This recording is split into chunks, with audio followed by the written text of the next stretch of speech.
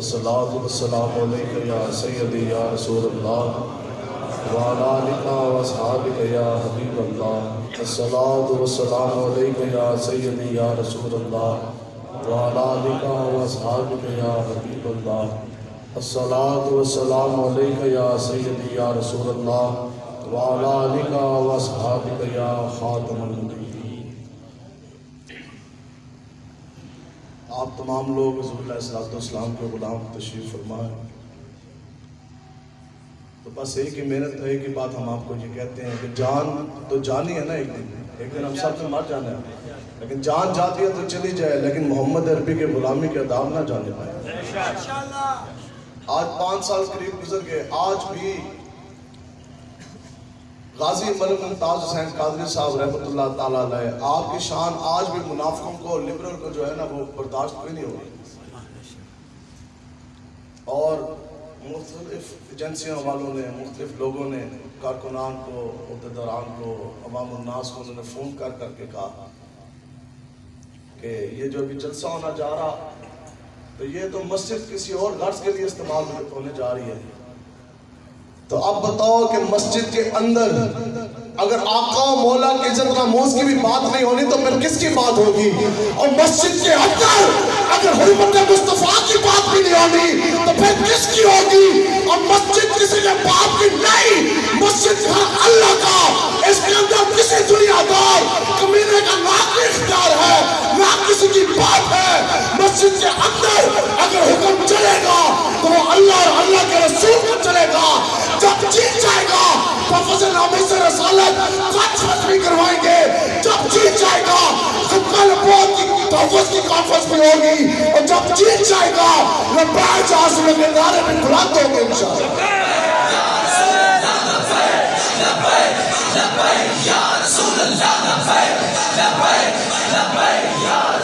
ہم نے جو کی بدماشی مساجد کے ساتھ، پہلے تم نے ایک کنجری کو نچوایا مسجد وزیر خان میں، اس کے خلاف آج تک کارروائی نہ ہوئی، پھر وہ دوسرا خنزیر سے بھی بدتر وہ وزیر کیا مسجد کی بدترین بے حرمتی کی، اس سے انشاءاللہ ہم نے مسجد کا تقدس پامال کرنے کا ہم نے بدلہ لینا ہے انشاءاللہ۔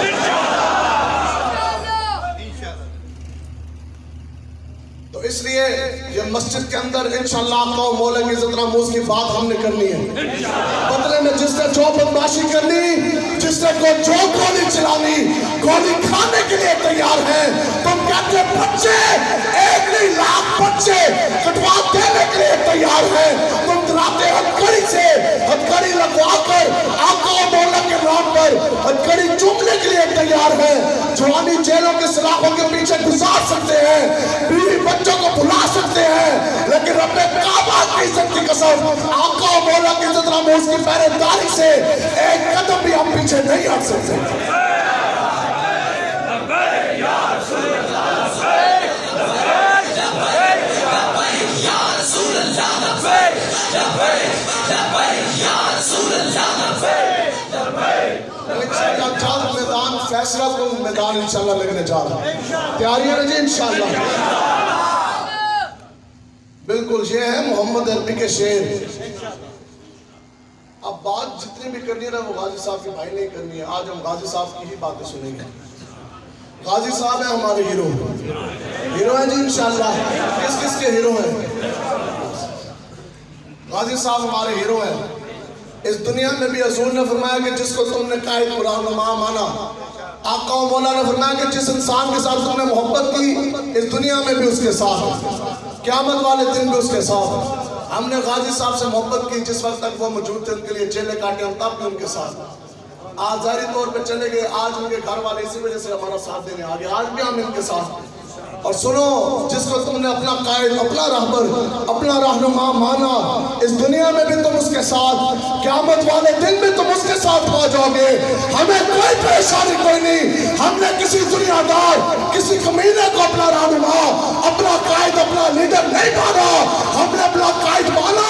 تو غازی ملک ممتاز حسین قادری کا مانا، جس ہستی کے ساتھ ہم نے محبت کی، اس ہستی کا نام امیر المجاہدین شیخ الحدیث علامہ خادم حسین رضوی ہے۔ اس دنیا میں بھی ہم غازی ملک ممتاز قادری کے ساتھ، امیر المجاہدین کے ساتھ سینہ تان کے کھڑے ہوئے، قیامت والے دن بھی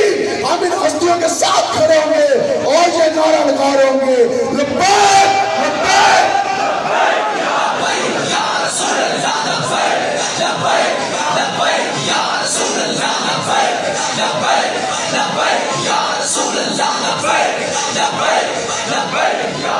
ہمارے آقا بہنوں بزرگوں کی شان آپ جناب تشریف فرما ملک عابد حسین قادری صاحب دامن برکاتہ عالیہ غازی صاحب کو جب سزائے موت سنائی گئی وہ خنزیر سے بھی بدتر اس ملعون فاسق فاجر کمینے جج کا نام تھا پرویز اس نے غازی صاحب رحمۃ اللہ تعالیٰ علیہ کو انگریزی میں اس نے فیصلہ سنایا اس نے کہا جی آپ کو سزائے موت دے دی گئی تو غازی صاحب نے آکے سے فرمایا کہ مجھے تو آپ کی انگریزی نہیں سمجھ آئی آپ اردو میں بتائیں کہ آپ نے میرے خلاف کیا فیصلہ سنایا تو آگے سے جج نے بکواس کی اس نے کہا میں نے آپ کو سزائے موت دے دی آپ مسکرائے جھوم دیے ہم ماننے والے غازی ملک ممتاز حسین قادری کے آپ نے فرمایا جج مجھے یہ مت بتاؤ کہ مجھے سزائے موت ہو گئی مجھے یہ بتاؤ کیا شام تک اس سزا کے اوپر عمل ہو جائے گا کیا اس رات کو میں اپنے آقا اوپر کی برگاہ میں حاضر ہو جاؤں گا کہ نہیں ہوگا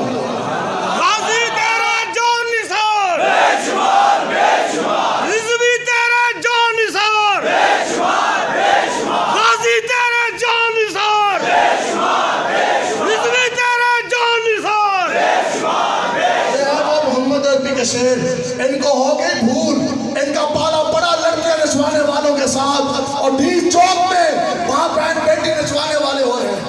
آج تم نے جا کے مسجد وزیر خان کے سامنے تم نے لوگوں کا رقص کروایا ڈھول کی ٹھاپ پر تم جناب ناچے ادھر رقص سرور کی محفل ہوئی اگر تمہیں ناچنے کا اتنا شوق ہے تو لے جاؤ اپنی ماں اور بہن اور بیٹی کو چیلن سے پہلے کی طرح لے جاؤ اپنی ماں بہن بیٹی کو اس کے جا کر نچواؤ اس کے مجرے کرواؤ دین چوک میں ہمیں اس سے لینا دینا کوئی نہیں لیکن جس وقت تک ہمارے جسم میں جان ہے نہ کبھی قرآن کے اوپر حملہ ہونے دیں گے نہ کبھی آقا و مولا کے دین کے اوپر حملہ ہونے دیں گے اور نہ ہی کبھی مساجد کا تقدس پامال ہونے دیں گے آپ لوگ جرأت اور قوت کے ساتھ آپ لوگ کھڑے ہو ہمارے ضرور فرماتے تھے اب بڑی ہوگی آج لے ان کی پناہ اور آج مدد مانگنے سے آج آؤ دین مصطفیٰ کی طرف کچھ بھی نہیں ہوتا ان کو ہو گئی بھول یہ تو وہ ہیں محمد عربی کے شیر وہ لوگ اور ہیں ماں بہن بیٹی نچوانے والے آپ لوگ تو وہ ہیں ہماری تو وہ تاریخ کہ ہو فیض آباد کا دھرنا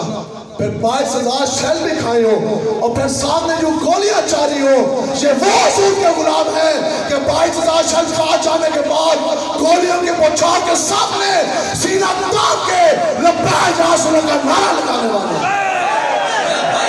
لبیک یا رسول اللہ لبیک لبیک لبیک یا رسول اللہ لبیک لبیک لبیک یا رسول اللہ لبیک لبیک لبیک یا رسول اللہ لبیک لبیک لبیک اب اگر وہ آ جائے کوئی حرام خور تو ابھی ایک بار آگے پولیس کی گاڑی کھڑی ہو جائے ایک کوئی جمعدار کوئی تھانے دار آ جائے میری تقریر کا رخ ہی بدل جائے تو پھر مجھ سے بڑا منافق اور کون ہے تو اس لیے ابھی اگر کوئی آ جائے ہمارے حضرت فرماتے سن بات تو ایسی ہے کہ وہ بار گولی بھی چلے گا تو پھر بھی لبیک یا رسول اللہ جو مانگنے کے لیے ہم بیٹھے ہیں ان کے لیے ہم بیٹھے بات تو ختم ہوگی تو ابھی آپ یہ بتاؤ کہ ابھی کوئی بار آ جائے تھانے دار اور وہ یہ کہے کہ ہم نے آپ کا پرچہ کاٹنا کہ مسجد کے اندر تحفظ ناموس رسالت کانفرنس ہوئی ہے تو پھر کتنے بندوں کے نام پرچہ کاٹا جائے گا اب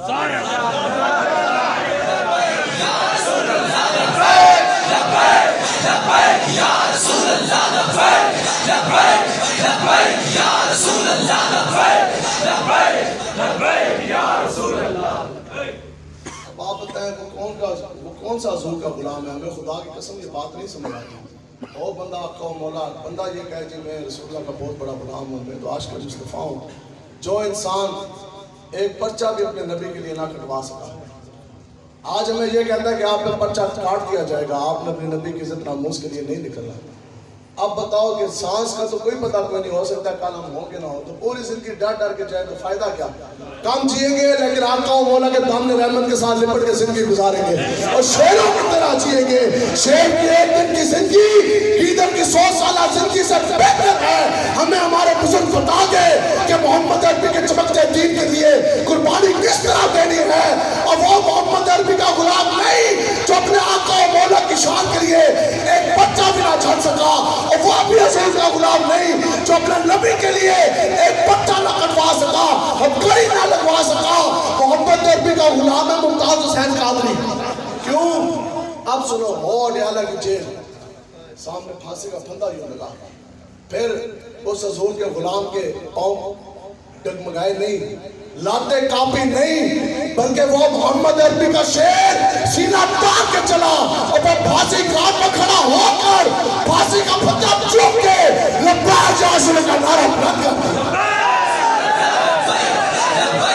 لبیک یا رسول اللہ، لبیک لبیک لبیک یا رسول اللہ، لبیک لبیک لبیک یا رسول اللہ، لبیک لبیک۔ بڑی پریشانی ہو جانی ہے جی، اس حرامی کو آپ نے یہ کیوں کہہ دیا، اس کو خنزیر کیوں کہہ دیا؟ یہ قرآن کی نص ہے، ان شر الدواب عند اللہ الذین کفروا فہم لا یؤمنون۔ اللہ تعالیٰ فرماتا ہے کہ وہ لوگ جو اللہ اور اللہ کے رسول کی مخالفت کرتے ہیں وہ خنزیر سے بھی زیادہ بدتر، وہ کتے سے بھی زیادہ بدتر، وہ ہر مخلوق سے زیادہ بدتر۔ قرآن کی نص ہے 10ویں پارہ سورہ انفال۔ اب یہ کہتے ہیں سخت بات، اسی دے سب کو توڑا کٹ کے رکھ دیں گے، تو اپنے آقا و مولا کی دین کی طرف اگر آنکھ اٹھائی تو ہر اٹھنے والی آنکھ ہم انشاءاللہ پھوڑ کے رکھ دیں گے، ہر چلنے والی زبان بھی انشاءاللہ ہم نے کھینچی،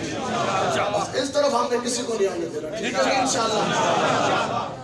آج یہ کہتے ہیں یہ لبیک والے بڑی سخت بات کرتے ہیں۔ اصل میں مسئلہ کہاں سے آیا؟ مسئلہ یہاں سے پیدا ہوا کہ اب بتاؤ کہ جب دین اتنا بیان کیا گیا کہ جہاں تک انسان کی اپنی ذات اور جان بچتی ہے وہاں تک تو دین بیان کیا گیا، جیسی قربانی دینے کی بات آئی پھر بندہ جناب پیچھے ہٹ گئے۔ جو ہمیں بڑی بڑی سنتیں بتائی جاتی ہیں نا، سنتیں جو ہمیں بتائی جاتی ہیں، جن کے اوپر بڑی بڑی کتابیں لکھی گئی ہیں، کھانا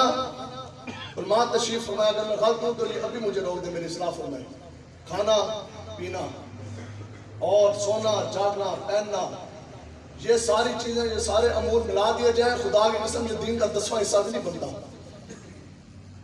یہ دین کا 10واں حصہ بھی نہیں بنتا۔ بتاؤ امور سیاست کہاں گئے، امور خلافت کہاں ہے، اور امور حکومت کس نے چلانے، اور پھر اگر ظالم آ گیا تو ظالم کا پنجہ کس نے توڑنا،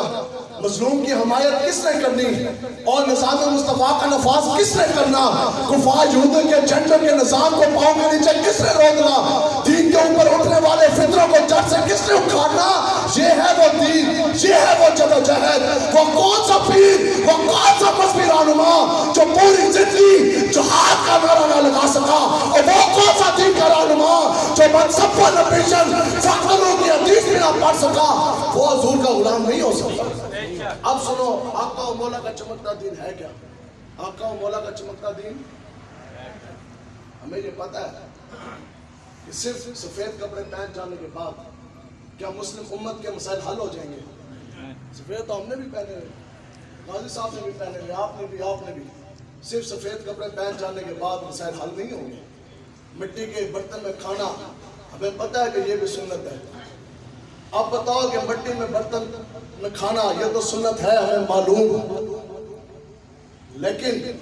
میدان جنگ میں تیر اور پتھر کھانا یہ بھی سنت ہے۔ آج یہ تو بتایا گیا کہ مٹی کے برتن میں پانی پینا سنت ہے، لیکن شہادت کا جام نوش کرنا اور یہ بھی سنت ہے۔ آج یہ بھی ہمیں بتایا گیا کہ جناب کافر کی بیٹی کو چادر دینا سنت ہے۔ تو سنو، جب کسی عورت کا دوپٹہ چھینا جائے تو پہ یہودیوں کے ساتھ 15 دن جنگ چھیڑنا یہ بھی سنت ہے۔ آج یہ تو بتایا گیا کہ کافروں کے ساتھ وعدہ کرنا سنت ہے، تو یہ بھی بتاؤ کہ کافروں کے ساتھ چرندن جنگیں کرنا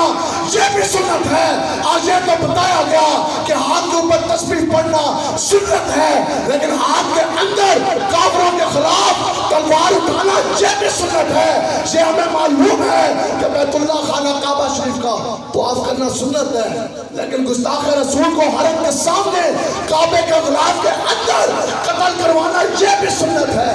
سنت ہے کہ نہیں ہے؟ تو یہ سنتیں کس نے بتا رہی؟ وہاں سے کہتے ہیں جناب جو ایک سنت کا تارک ہے وہ تو اللہ کا ولی کوئی نہیں، تو تو جو 90% اور دین کا جو 9واں حصہ جس نے چھوڑ دیا تو وہ کون سا اللہ کا ولی ہے؟ آدھا دین سے بھی آدھا، اس سے بھی آدھا، اس سے بھی آدھا دین. آج کسی کی پیر کے خلاف آپ بات کر کے دیکھیں، یہاں میٹنگیں ہو گئی، کسی پیر کے خلاف بات کر کے دیکھیں، اگر وہ آپ کے دست و گربان نہ ہوا، وہ میدان عمل میں نہ آیا، وہ چوکا نہ، تو پھر آپ ہمیں پکڑ لینا. میں کہتا ہوں جس انسان کی عزت، جس کی غیرت اپنے پیر کے لیے تو جاگی، محمد عربی کے لیے نہ اٹھے، اس سے بڑھ کر تو بے دین اور بے غیرت ہے ہی کوئی نہیں اس کائنات میں. تو اس لیے آقا و مولا کے دین کے لیے پوری جرت کے ساتھ اور پوری قوت کے ساتھ ہم نے اٹھنا ہے انشاءاللہ. اٹھیں گے نہیں انشاءاللہ، بس مزاد مصطفیٰ کا نفاذ کرنا ہے انشاءاللہ. بس یہی محنت ہے اور یہی جو سی ہے ہماری محنت ہے، یہی آسان ہے. بس ایک بات میں غازی مولا ممتاز قادری کی سنا کے اپنی بات سمیٹوں گا. پھر ہم نے غازی صاحب کی نا 2-3 بڑی ایسی باتیں جو آپ کو نہیں پتا، وہ بھی ہم نے سننی ہے. غازی ملک ممتاز قادری صاحب کو جب جیل ہوگی نا، اب بتائیں میں تو یہاں کا رہنے والا نہیں، اب اگر اللہ نہ کرے کہ آپ میں سے یا کسی بھی انسان کی عزت کے اوپر حملہ ہو جائے، کوئی بدماش کسی کے اوپر حملہ کر دے، اب میں اگر اس کی عزت بچاتے بچاتے مجھے جناب پرچہ ہو جائے، کسی بدماش کا میں سر پھاڑوں، پھر تھانہ ہو جائے اور پھر میں جیل میں چلا جاؤں، تو پھر بتاؤ کہ آپ لوگ میری خبر لینے آئیں گے کہ نہیں آئیں گے؟ اپنے عزت کے محافظ کی تو آپ خبر لینے چاہیں گے. اب بتاؤ آقا و مولا کی عزت ناموز کی پہرے داری کا میدان لگاؤ اور آپ اپنے نبی آقا و مولا کی عزت ناموز کی پہرے داری کر رہے ہو،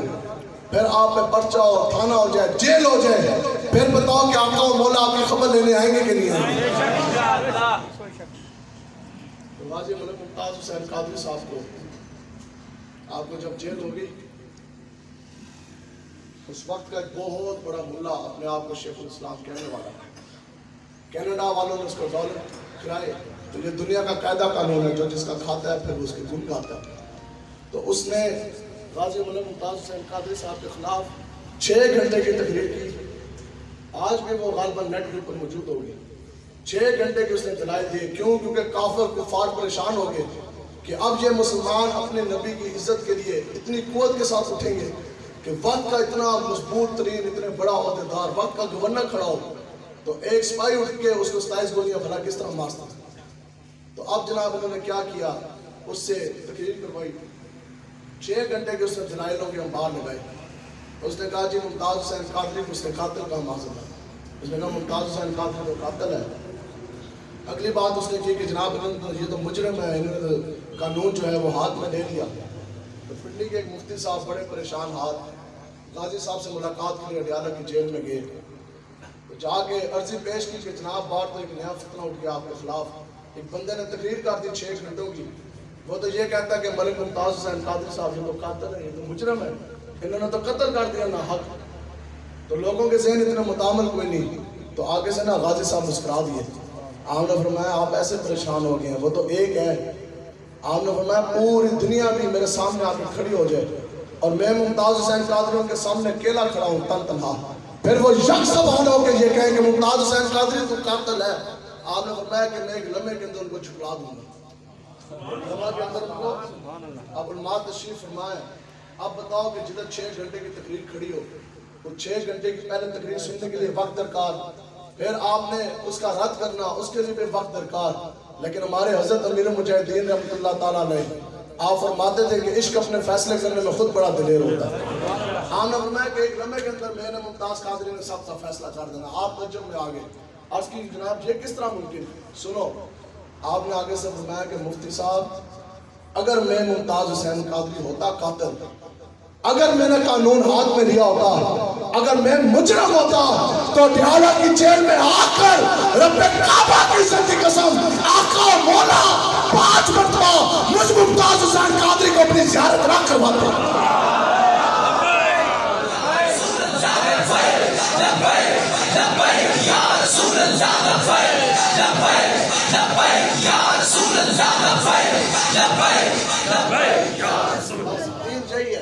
دین یہی ہے. اب آخری بات یہ بھی سن لیں. آپ لوگ یہ کہتے ہیں کہ آپ کفار کے خلاف اور جو